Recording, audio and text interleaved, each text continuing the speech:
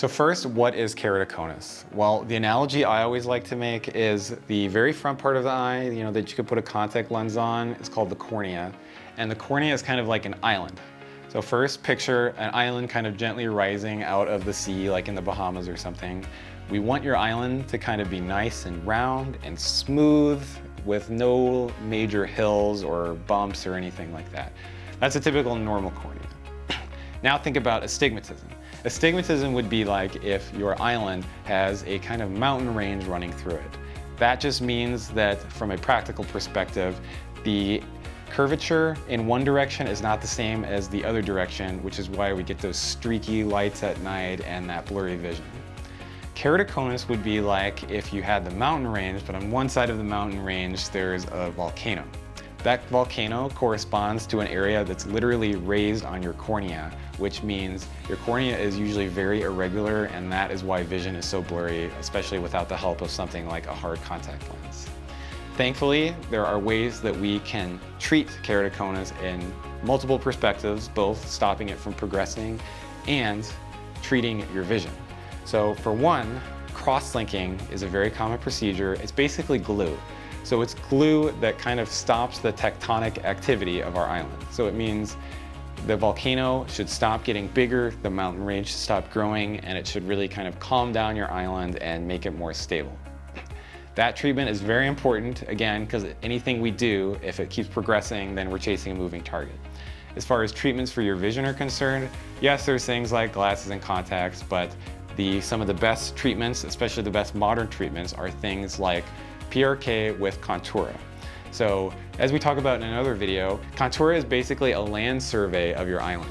So we scan your cornea, find all the elevations, find where the volcano is, and are able to plug it into very advanced nomograms so that our laser can treat specifically those elevated points to really smooth things out and hopefully give you the best vision possible.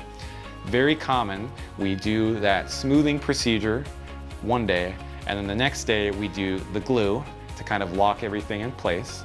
And then you will continue to heal and your vision should continue to get better. A really safe option that we can do is called EVO ICL. So EVO ICL is really a procedure that's good for most people. It's the procedure that I have in my own eye. But the major benefit of the procedure is that we don't actually touch the front part of your eye.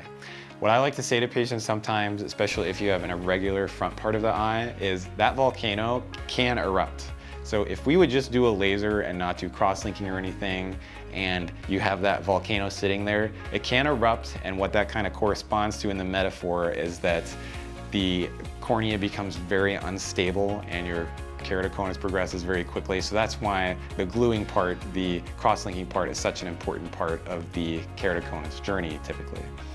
EVO ICL, though, like I said, has a special advantage of being placed behind the colored part of the eye. It can correct a lot of astigmatism and has the special benefit of not touching that front part of the eye at all. So to recap, some excellent vision correction treatment options for keratoconus include cross-linking with the topography-guided PRK called Contura, or EVO ICL. These both can be awesome options, and like I always say, the goal is for us to match the right procedure to your unique eyes, situation, goals, wants, and needs. So that's why it's very important that you find a surgeon who's very comfortable with all these procedures, has done a lot of them, and does a lot of them frequently, so they can be up to date and know what they're doing, so you don't get put into a one-size-fits-all box.